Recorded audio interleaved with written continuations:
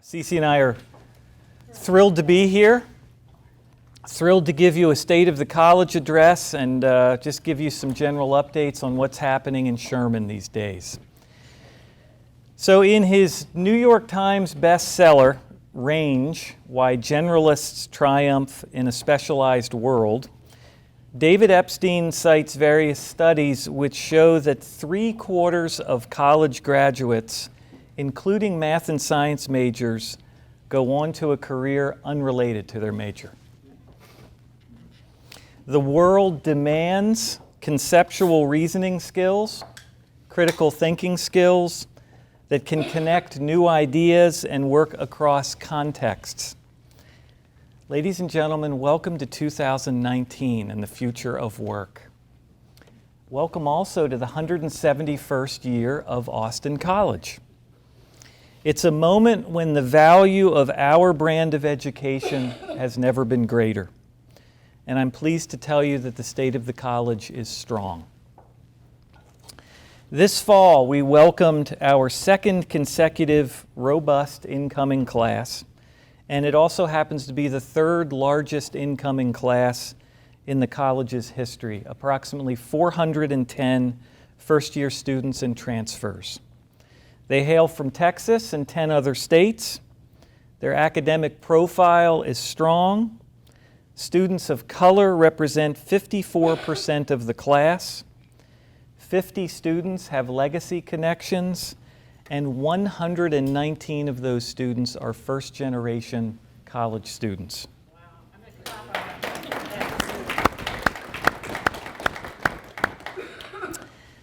Some of these new scholars will be athletes, 38% of them actually. Some will be members of our growing esports team that now has a roster of almost 50 students. Some will join the ROO Band. The ROO Band is our newly formed pep band. It's heightening the excitement at athletic events, and it's allowing students to continue their interest in music and contribute to the life of the college. I will tell you that the hope was that the new pep band would be formed, that we'd have 6 or 7 students that wanted to do this, and that hopefully they'd be ready to go by homecoming. Rewind, the season opener for the football team, which was September, I want to say 7th, or I think it was September 7th. I'm there before kickoff, and I see a bunch of students, certainly more than 6 or 7, all wearing the same polo shirt and baseball cap, and I get a little closer, and they all have Austin College ROO Band. 25 of them. Yeah, there for the home opener. And they were magnificent. And then a week or so later, 2 weeks later, I guess, they were in the stands again for the big game against Center College, which at the time Center College was ranked 19th in the country, and our beloved Roos went out and knocked them off 20-13.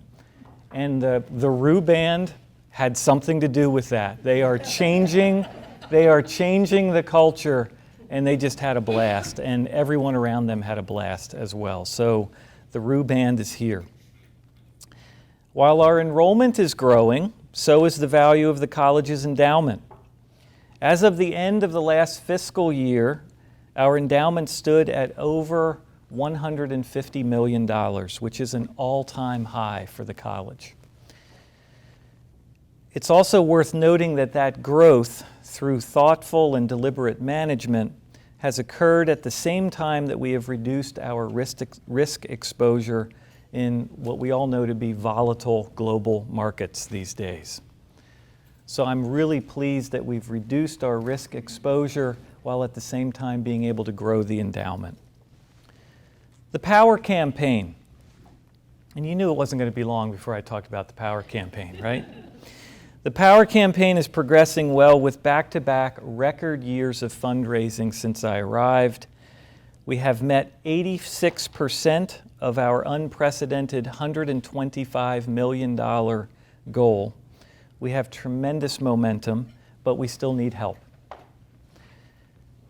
And and I'm sure you're all familiar with this cliche, right? The last 14% is the toughest, right?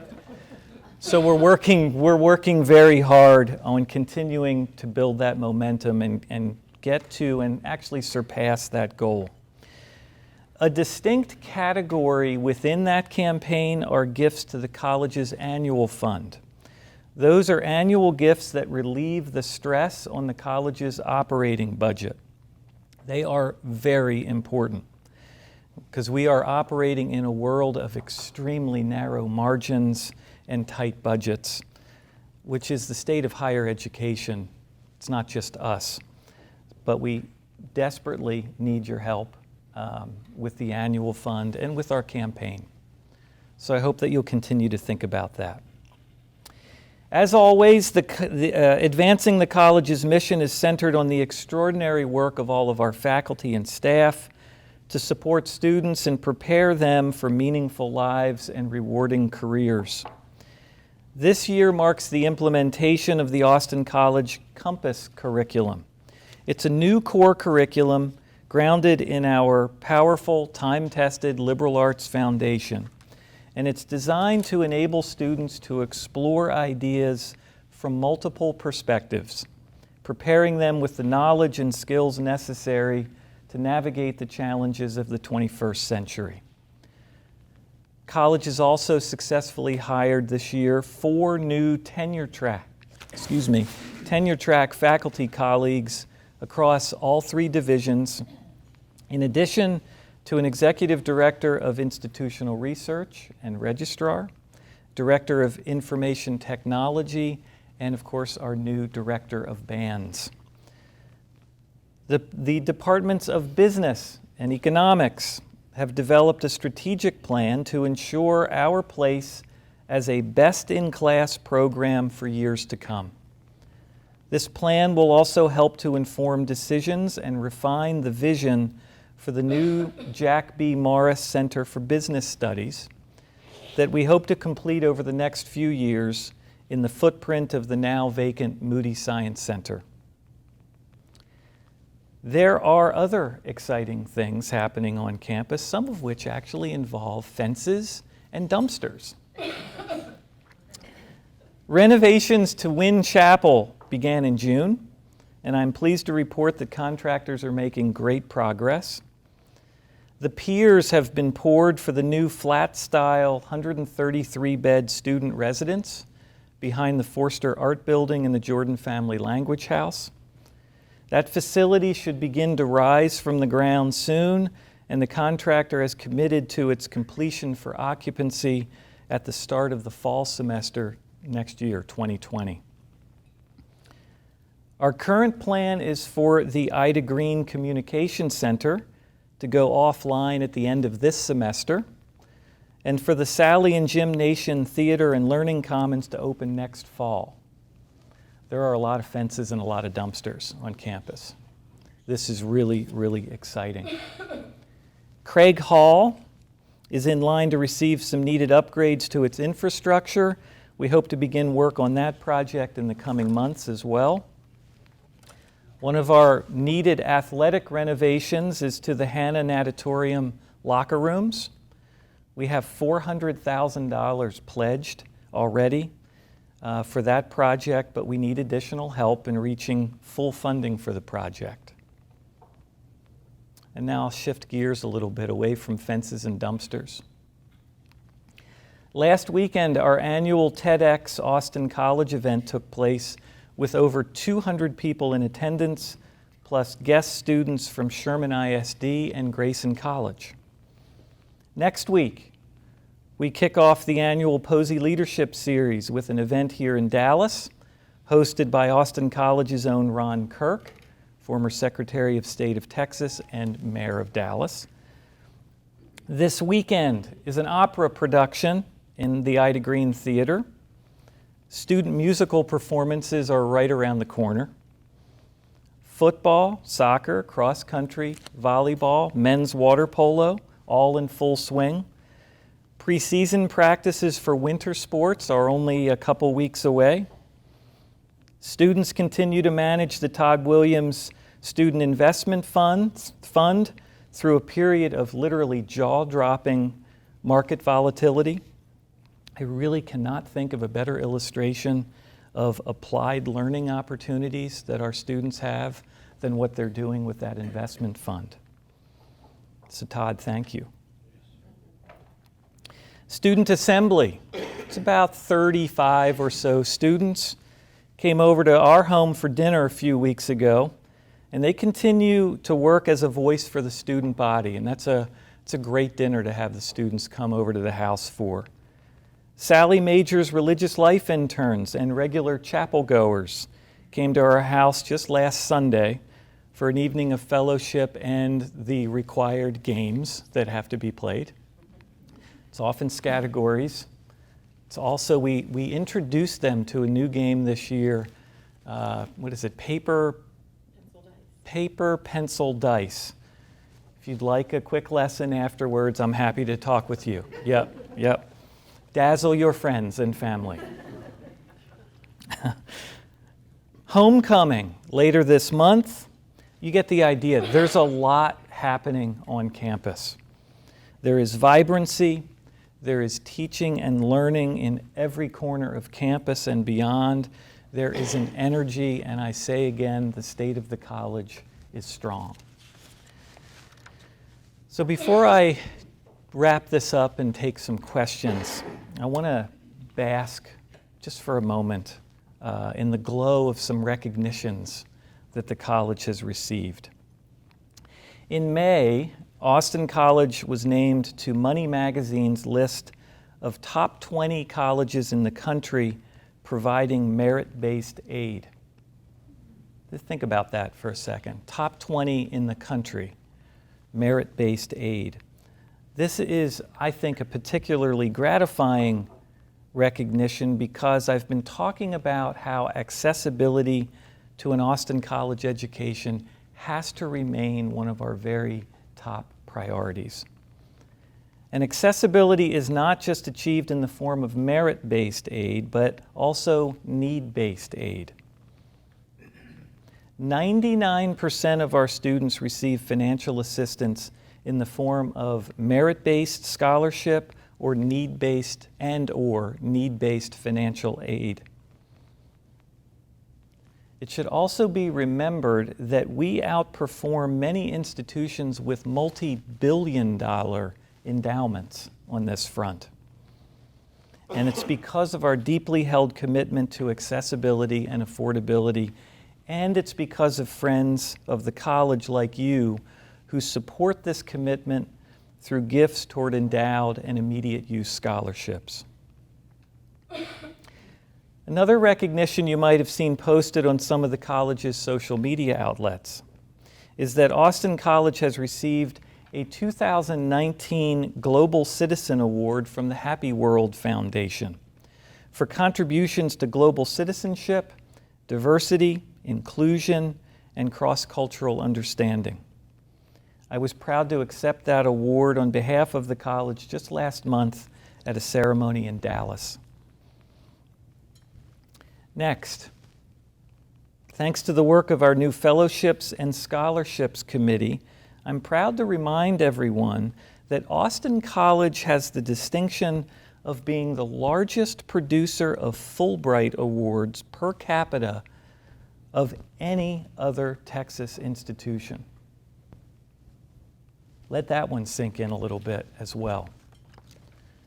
And finally, an even more telling recognition is not a formal one bestowed by an external entity. It's actually from our students. When asked why they chose to come to Austin College, members of the entering class said that it was, and I quote, "because this is a community that connects all students. Here I am able to engage with thought leaders every day, leading to opportunities of inquiry, discovery, personal refinement, and growth. And this is the one I like the very best, because everyone is welcomed with open arms. The state of the college is strong. Across all divisions of Austin College, we are launching strategic initiatives driven by deep data analysis. These initiatives, ranging from new academic programs to esports, from the formation of a new pep band to enhanced institutional and recruitment marketing, and incidentally, drive in either direction, Route 75, look to your right, look to your left. Actually, look at the billboards. There are Austin College billboards in Dallas and other places in Texas, but those are the most obvious.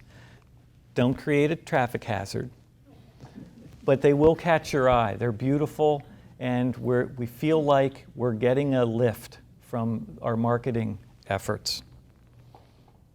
And so, from institutional and recruitment marketing, from retention programming to facility construction and renovation, all of these things are part of a bold strategic vision designed to position Austin College for success for generations to come.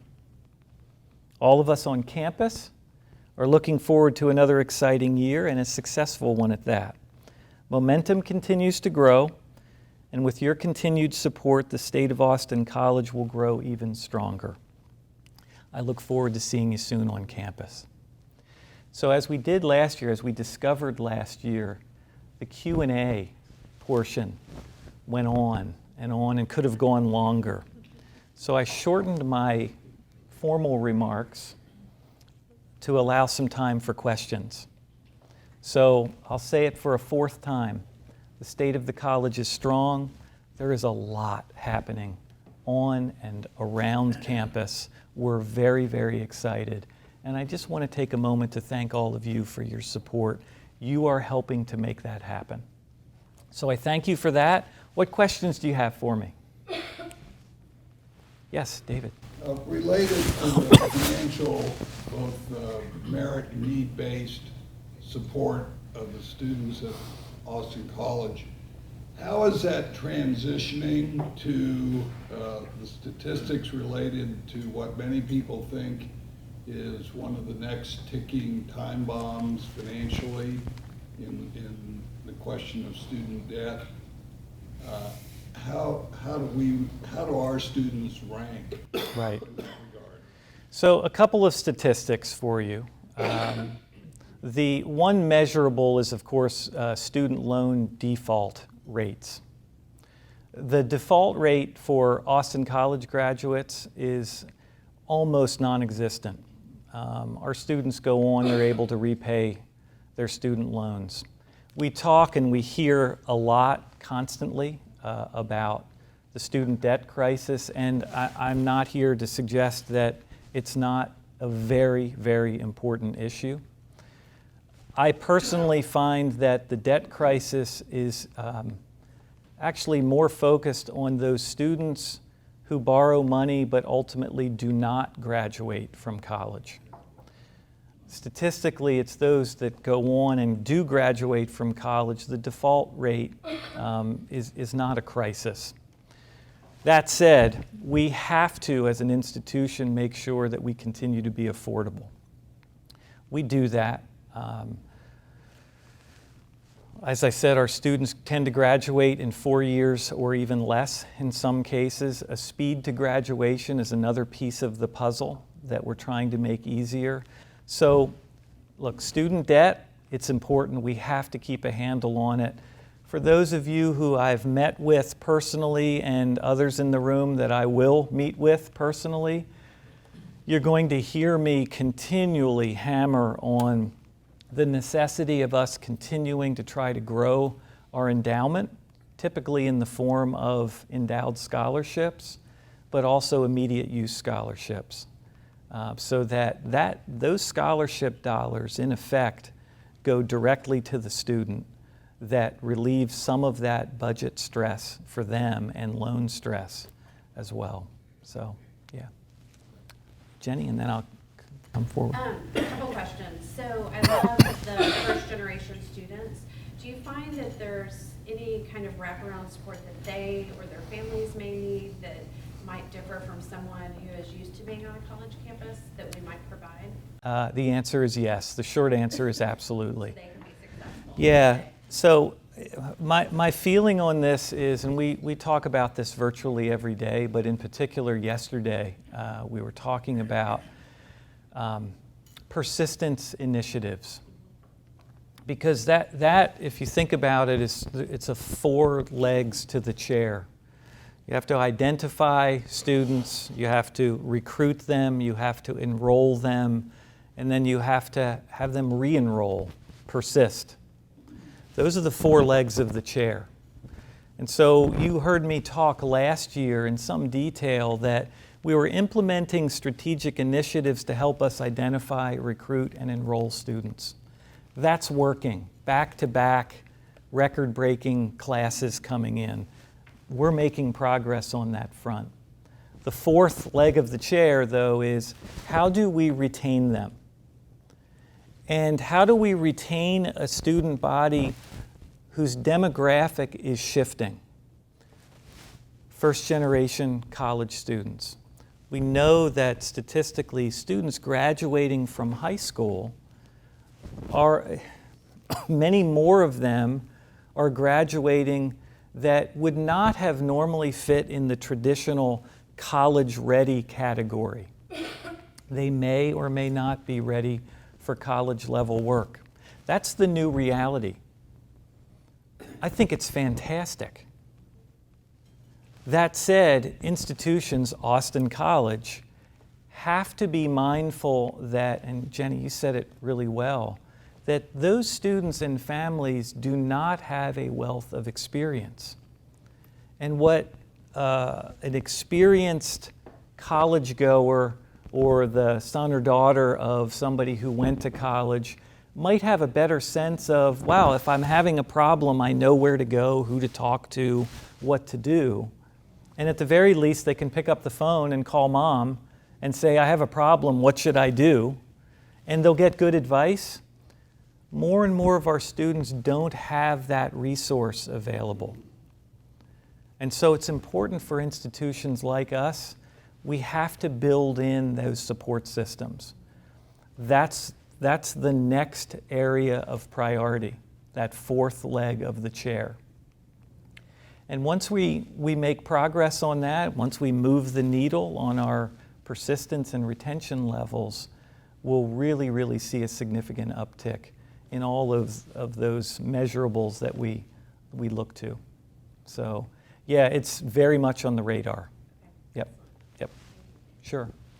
Will? How much is the full board tuition now without financial assistance, including room and board? And what percent of the students are paying that? I'm going to start answering that from the end, and I'll work my way backwards, because what continues to be difficult, I think, for colleges and universities to deal with is this idea of, to answer that question, it feels like it takes 20 minutes to answer. Because somehow the pricing model in higher education took on this similar model to buying a car. Nobody pays sticker price. So I'll give you the sticker price. The sticker price is just over $50,000. Nobody pays sticker price. I joke about this on campus. It reminds me of watch a truck commercial sometime. Buy a pickup truck. Doesn't matter, Ford, GMC, whatever. Watch those commercials. You tell me what the sticker price is for a new pickup truck. It's never in the commercial. Think about it. It's always, $10,000 rebate, this and that. They never say what the sticker price is because it's meaningless. $50,000, that's the sticker price. Nobody pays that. On average, it's between 20, it's just over 20 a year for most students. Does that include federal loans? Well, you start subtracting from the 50,000 with Pell Grants, and we have about 35% of our students are Pell Grant eligible, which is a a robust number, and I'm pleased about that as well. And then you subtract the college's scholarships, merit-based, need-based financial aid, it comes down to about 20. So that's what they're looking at.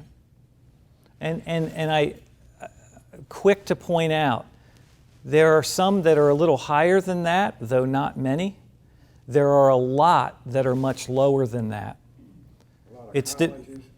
No, I'm talking about our students. There are a lot that pay much less than that. We calculate every financial aid package based on the financial situation of each family. So there are some students that are paying virtually nothing.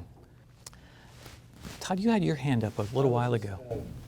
I was going to, one point of comparison that's always bothered me about higher ed is that the more poor kids that a college serves, generally you find the lower endowment per student that they have. And obviously I'm very proud of what you guys do. When you think about 30, I think you said 35% plus or minus around Pell Grant. SMU is on Pell Grant.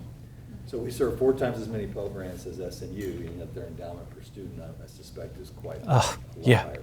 Yeah. So a question for you is, if you don't mind, is what is our success rate with Pell Grant recipients in terms of graduation rates, if you happen to know that number? Yeah, they're actually consistent with institution-wide graduation rates.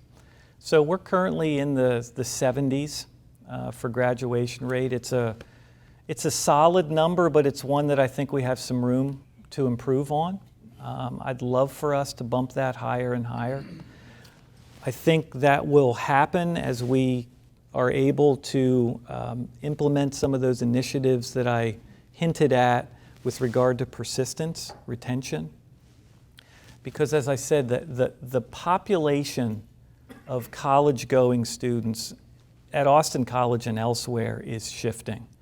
And if we remain locked in on what I would say is a very traditional model of the expectation is that you graduate from high school. If you graduated from high school with whatever grade point average and you got in, well then you should be ready to succeed. We've got to change that mindset. And I don't think it's a reflection at all at the intelligence or smarts of those students coming to Austin College.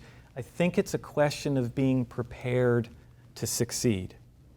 And so we have to look at it that way. Some of you have heard me talk about this. The old model was, we refer to it as a right to fail model. So you get to college, and if you can't keep up, well, you have every right to fail. And out you go. I think we're in an age of not a right to fail model, but it's called a right to succeed model. And it's a different mindset. It's looking at a student not as somebody that may or may not make it, but looking at a student more like a client. How do we help you navigate through this process and ultimately graduate and move on to great things in your life? So very much so, we've adopted a right to succeed model, and we're pushing aside that old traditional model of we're the gatekeepers, and if you can't keep up, so be it. That's not where we're at. So short answer is very comparable with our overall. But we can't just assume that's always going to be the case. We have to keep working at that. Yes? Kind of following up on that, the 4-year graduation rate at Austin College, you said was about 70%. It's in the 70s, yep. Is that about the same as it's been for the last 10 years? Is it higher, lower? And how does it compare to competitor schools? Because I think what you had said earlier about everybody's interested in college debt right now, and I think you're absolutely right. The biggest part of that is students who either were accepted to a college and didn't have the support or the readiness, and then they fail, they leave that school, but they have that debt, and they don't have the ability to repay that debt because the school failed them. Right, right. So our graduation rates have remained more or less flat. I mean, sometimes there's an upward trend, and then it might a slight tick downward. It is not going down. So If even any, with more first-time students, which No, and I think They that's need a more support. that's a credit to the institution that we find ways. And there's an added challenge there too, because with additional services and support comes an additional need for resources to pay for that. And as I said in my remarks, budgets are tight, really tight. And so when I'm making the rounds, when Jillian's making the rounds, when you hear about a day of philanthropy, great day of giving, North Texas, what have you, all of that is really, really important because it's an ever-growing need for resource. And I will pick on one area, for example. This is a phenomenon, frankly. Mental health issues of students in college is exponentially growing. And I would venture to say there are very, very few institutions that, with limited resources, I'm not counting the $22.1 billion schools, but for those who are conscious and aware of how they have to allocate their resources, no one is fully staffed for that, for the crush of mental health support that's needed. It's jaw-dropping. So we have to keep doing that while at the same time being mindful that we have $150 million, et cetera, and we can't, frankly, raise tuition, room, and board 7-10% a year. That can't happen either. So that's the tightrope that institutions like us continually walk. Now, I think we do a wonderful job of it, but I sometimes am asked, what keeps you awake at night? That would be one thing. And that's a great point, because we don't hear much about that. You hear about kind of tragic stories. Yep. And how does our graduation rate compare to other schools? Oh, so our graduation compared to other schools, there are so many different categories. The short answer is we have a very strong comparison with graduation rate. That's a real sales point. It is. And on top of that, since folks are so conscious, as they should be, on cost of education, it's interesting to me that Austin College, a small, private, liberal arts-based institution with a very personalized experience, often is going to be compared with a large public flagship institution. And I get this all the time, but it's cheaper to go to the large public flagship institution. And then I will often throw the question back, what is their graduation rate?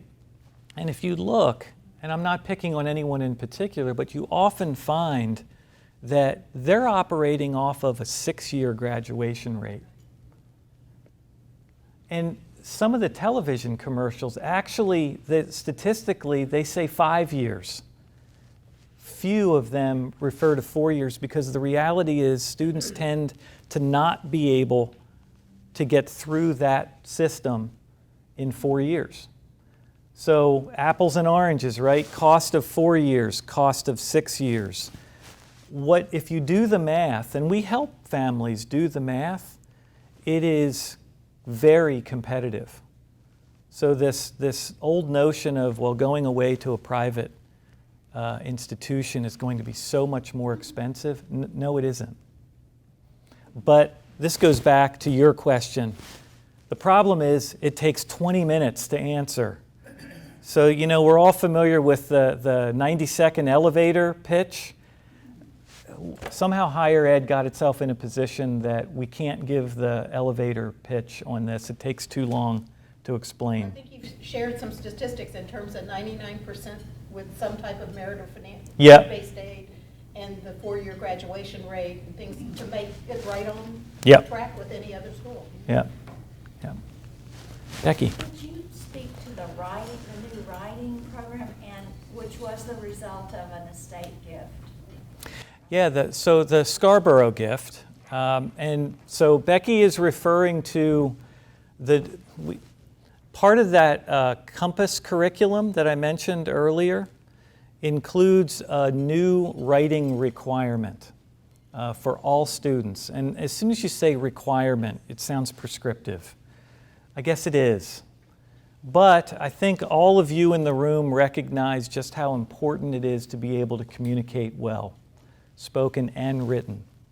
And so our college was operating, we had a writing requirement. It was every student had to take one writing course before they graduate.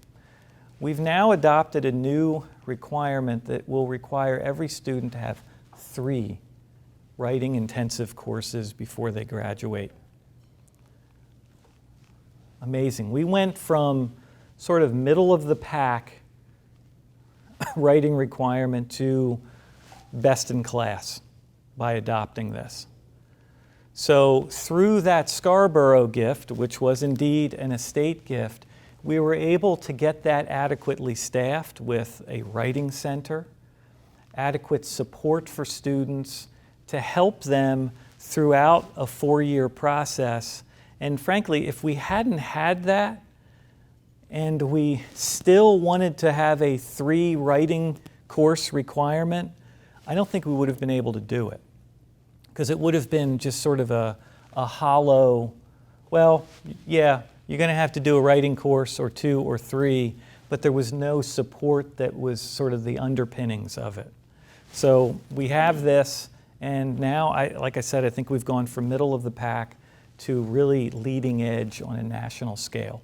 Is there any business writing elements to those writing courses? Because that's a missing link for kids. They get out of college. AC kids have always been able to write because that's how we do a lot of testing, Right. which got me through graduate school, so I was so grateful. But I write every day for work, and I remember I edited a law firm newsletter of these kids who had just got out of law school, and it was pathetic how they wrote, and they should have written much better. Jenny, you picking on the lawyers? So there you go. Yeah. Chris? Yeah. No. I think one of the beauties of... Write the bills. That's good. That's good.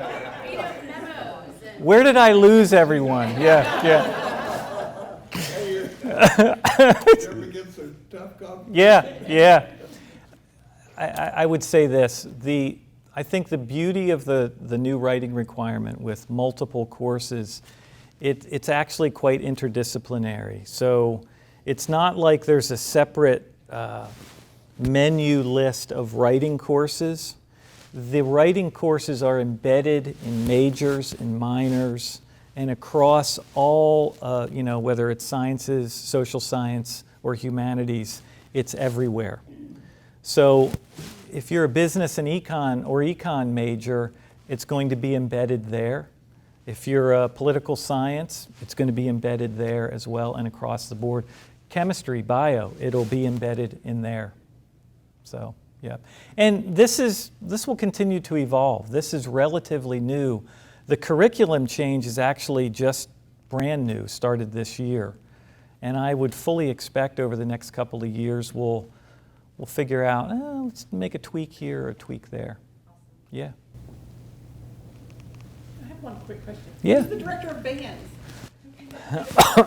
His name is Alan Harkey. Alan was at McKinney for years. He is one of these, I've learned a great deal about bands and Texas bands. Yeah, so before we had the pep band, I had been asking questions, and it was an enrollment driver for us. So we think, well, okay, we're in Texas. Every high school has a football program, Friday Night Lights, right? Just about every high school that has a football program has a band. Yeah. And so McKinney, for example, and this knocked me over, halftime of a McKinney high school football game, 700 students participate in the band. Yeah. So I think to myself, if you agree that the college selection process for a student is not just an academic exercise, it's not just I'm going to that school because they have such and such academic program. They take that into consideration, as well they should, but I always describe it that they're also looking for something else. And for a lot of them, the something else is football or volleyball or water polo or theater or student government or service or a combination of all of those things. Well, for all those kids whose something else is music, band, we're not even in the conversation for them. So theoretically, those 700 kids in McKinney who are thinking, I'd like to continue with band, and not all 700 do, but for those who do, we're not in the conversation. So I thought we should look into this. We weren't ready to dive into the deepest end of the pool and say, today we will have a marching band and spend the hundreds of thousands of dollars that it takes to start a marching band. We're going to start with baby steps, a pep band. Let's see where this goes over the next few years. So Alan Harkey, the band director at McKinney, 700 kids, and connected throughout the state, his bucket list job is, I'd really like to try to start a band at a college that doesn't have one. The stars aligned. Yeah, my goodness. So we grabbed Alan, right? And Alan is with us, and look, he's the one. I thought maybe we'd have 7 kids at homecoming. I really did. Now we have 25. We're there at the first game of the year, and they are changing things. They're into it. How about it? They are just into it, and it's infectious. Yes, yeah. So that's how band was born. I'll be back here in 3 years or so. Let's see what it looks like then. Yeah. Same with esports. I think I stood in this room last year and talked about esports, and half of you looked at me like, come on. We have 50 students that are participating in esports. And it, by the way, not 4 a.m. esports. Esports that the coach is actually a faculty member. The assistant coach is a faculty member. These are regulated, supervised. It's professionalized. It's a lot like a sports team. That they do have their practices at 4:30 in the afternoon. I went over there earlier this week, stopped in on esports practice. They're actually currently in the Keck lab of the Moody Science Building. It was vacant space. It lined up well, but they won't be there forever because we have plans for Moody, that's for sure. Yes? My name is Dora Les. My kid is a freshman in Austin College. Otherwise, he will be in Chicago, Arkansas, or Baylor. But I'm really, I'm sorry. Did you get my accent? I'm from Mexico. My husband is Cuban. First generation here.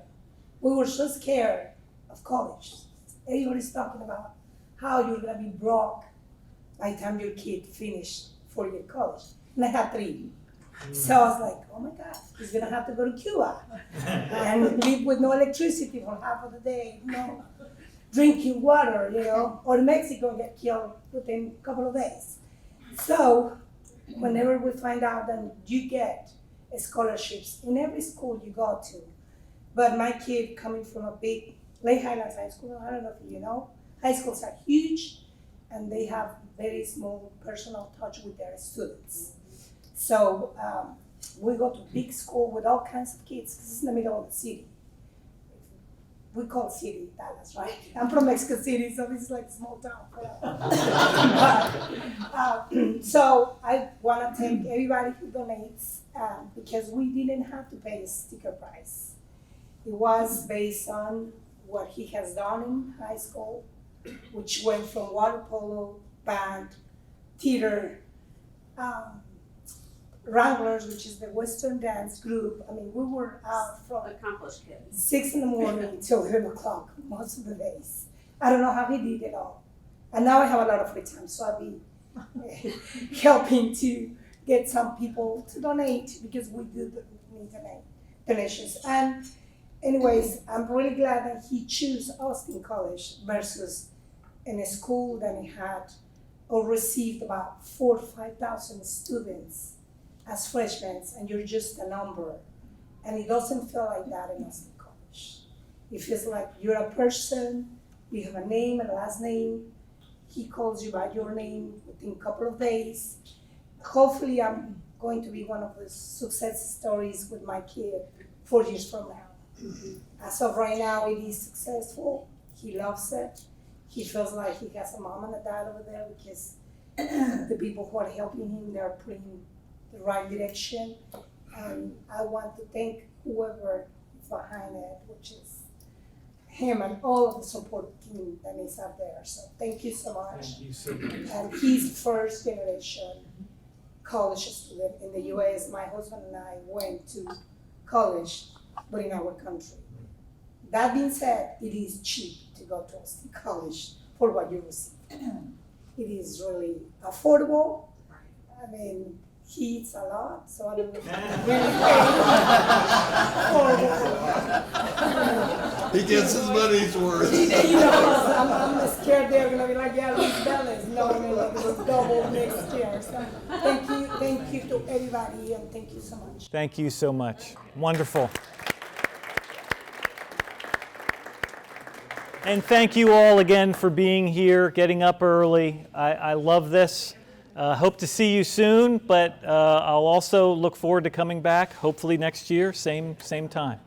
All right, thanks again.